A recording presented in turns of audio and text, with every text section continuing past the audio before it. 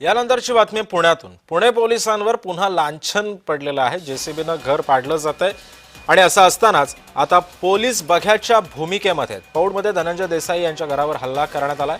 हिंदुत्ववादी कार्यकर्ते सुद्धा आक्रमक झालेत। हिंदू राष्ट्र संघटनेचे अध्यक्ष आणि चर्चित असलेले नेते धनंजय देसाई यांच्या घरावरती दरोडा घालून दरोडेखोरांनी घर पाडण्याचा प्रयत्न केलाय। विशेष म्हणजे हे सगळं घडत असताना पुण्याचे पोलीस हातावर हात ठेवून बसले होते।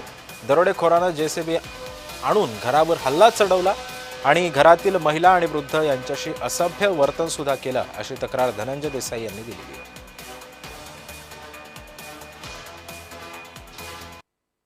त्यांनी मुसलमान गुंड सगळे घुसवले। त्याच्यानंतर मला आणि माझी 13-14 वर्षाची जी भाची आहे त्याच्याशी खूप घाणेरडं कृत्य केलं। आम्हाला खूप घाण बोललेले आहेत। मी त्याच्यानंतर पोलिसात जाऊन तक्रार देखील दिली, तक्रारी अर्ज दाखवला त्यांना। तर ते म्हणाले आता आम्ही चौकशी करू, त्याच्यानंतर FIR दाखल करू, त्याच्याशिवाय आम्ही FIR दाखल करणार नाही। मी 100 नंबरवरती फोन सुद्धा केला त्या परिस्थितीत, पण त्यांनी 100 नंबरवर फोन करून पोलिसांनी नुसता तमाशा बघायचं काम केलं। मी त्या लोकांची नावं मला माहित नाही, ते कोण आहेत काहीच माहित नाही। मी त्यांचे व्हिडिओ काढत होती। जे 3 स्टार ऑफिसर आहे संदीप चव्हाण, त्यांनी माझा फोन घेतला, मला कानाखाली मारलं। माझं आत्ताही दुखतं इथे। त्यांनी माझा मोबाईल खेचून त्यातले सगळे व्हिडिओ फोटो डिलीट केले।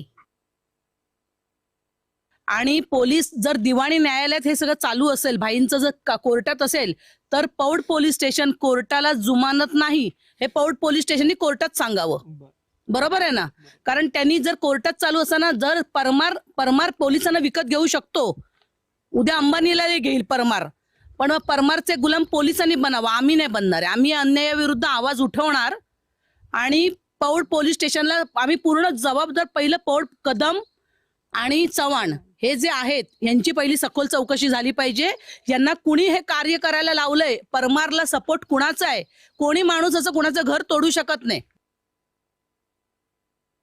आणि यात वाईट काय वाटतं, कायदेशीर प्रक्रिया असते। कोणते घर, कुठली वस्तू, कोणती जमीन भूमी, एक न्यायालयाचा आदेश काय तर असलं पाहिजे। आणि हे पोलिसांच्या संरक्षणात होतोय म्हणजे महाराष्ट्रात हे काय चाललंय? मग आज आपण बिहारची स्थिती बघतोय, वेगवेगळ्या स्थितीमध्ये गुंडाराज महाराष्ट्रामध्ये वाढतोय का?